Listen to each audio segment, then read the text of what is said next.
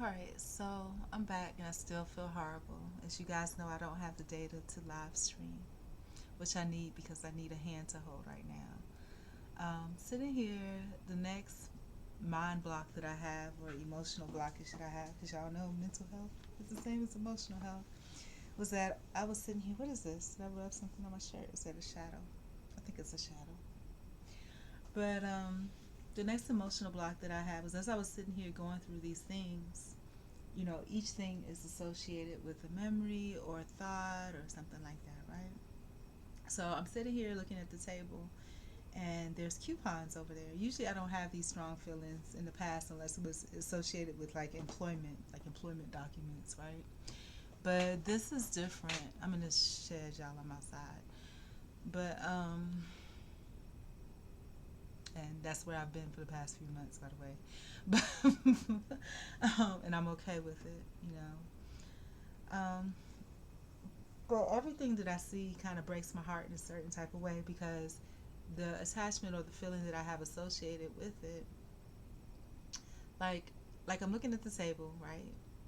And there's coupons here, and and for me in my present life, I don't need any coupons because I don't have any money, whether I have coupons or not, to spend or anything, which is a good thing because the stuff that's there is overpriced and whatever. But food in the stores is overpriced, you know. So as I'm looking at these coupons, I remember, with the court ordered homeless situation, I remember wishing that I had coupons because you could only get coupons if you had an address and they were mailed to you. And if you're homeless or semi-homeless, well, in my situation, it was like, you know, I could really use a coupon to give me some chicken, or whatever else I could use. And so if y'all remember, I was doing the non-hoarder thing where you're throwing away stuff supposedly, or you're gonna either sell it, give it away, or throw it away, right?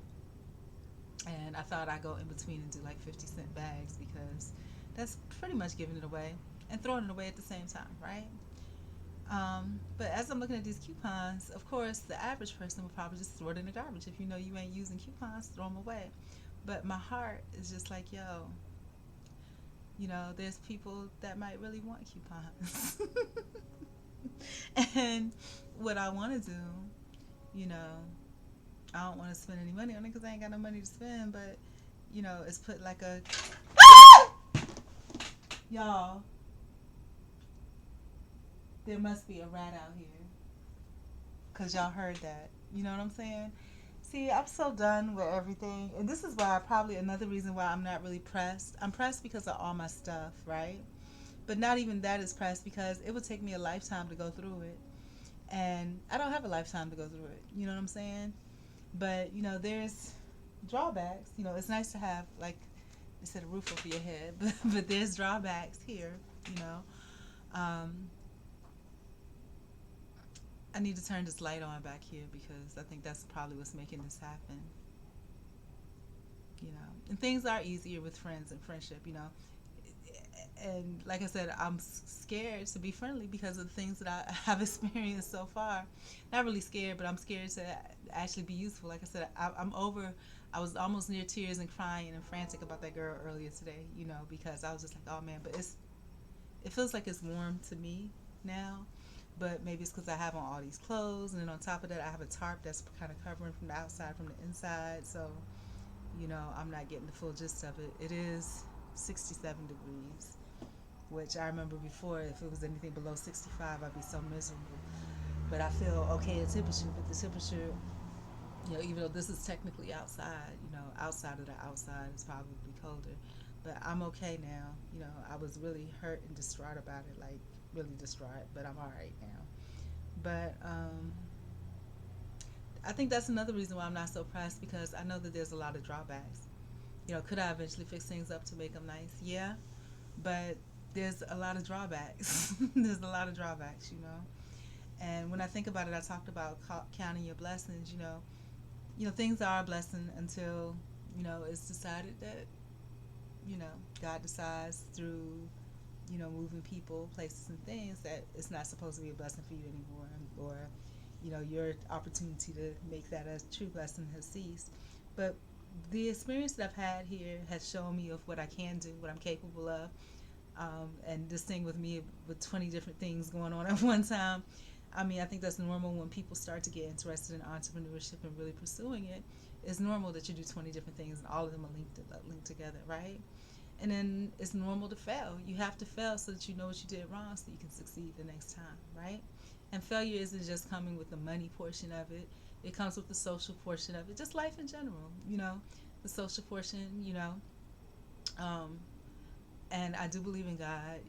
I don't believe in what they have going on in the churches, but I do believe in God.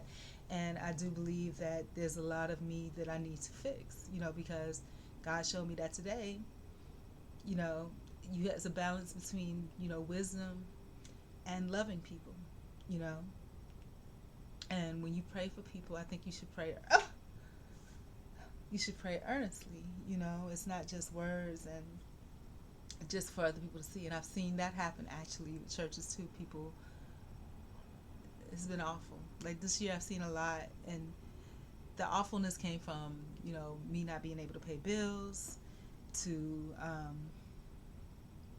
the stuff I saw at churches, to the realization of me that I'm not perfect, and that just like other people hurt me, I hurt people too, Like I was upset that lady, I was mad because I was just like, I was offended that I put that information on a prayer card, and then she's gonna come and ask me for my name, and now you asking me for my name after doing everything, that means there's a shift in how you feel about me. You know what I'm saying? So I didn't put the timer on, but that's okay. So, and then when I looked at how, I thought about how those pastors talked about these people that died and passed away. And then I look at the lady Shira. I have so much appreciation for her she's not on TikTok. Somebody reposted her stuff, and I'm glad they did. Because like I said, if it was up to me to watch her YouTube videos, it wouldn't happen because they're so long, and it takes so long for her to get to a point where she's talking about something. And, when you listen to her mindset and my behavior are like on two polar opposite ends. So I will never get ahead in that kind of way, you know. And then I talked and I saw my kind of unintended hypocrisy of the past few days where I was saying I don't want to talk to people anymore, but I'm steady talking to people. It's because I don't want to be alone, but I don't want to. I think I don't want to be alone, but I don't want to be loving and caring about people to the point of where it puts me to a detriment. It's almost like when I was younger, I remember coming to the realization that I don't really want friends. I want people to like me. That was when I was younger. I want you to like me and admire me, but I don't want to be bothered with you all the time. You know what I'm saying? And that's probably what led to my good loanership before legal, but after legal it was because I didn't want to get anybody involved in whatever craziness they were trying to put me in. You know what I'm saying? So yeah, so coupons triggered me, because coupons, like I said, regularly, people just throw those away. But I think about when I went through the situation and how I really wished I had some coupons, you know. But I can honor, my experience by, if I had a laminated envelope or something, I could put them out there and be like, free coupons, but please put back the ones you don't use neatly. Or something like that. I could at least try. There's a lot of things I could try, but I am proud that I at least tried to do the food thing outside. I am proud that I saw that I could, set up a vending. I am proud that I have the vending machine thing in mind. I am proud that I can think my mind about how to make plates, and that's really good. If I have to move on to another spot, that's something that I'm really going to do.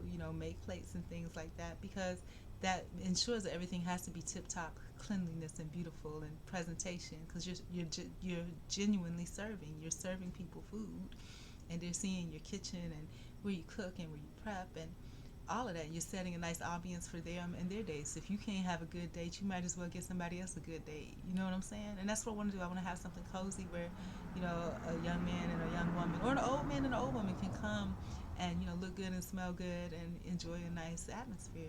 And that can be provided here if it goes well. And if not, I can provide that somewhere else.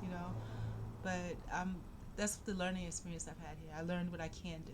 You know and I learned that what I need to do too. Like Giselle said, you got to do what you have to do so you can do what you want to do. But we're getting there. It'll take time. But anyways, my time is up.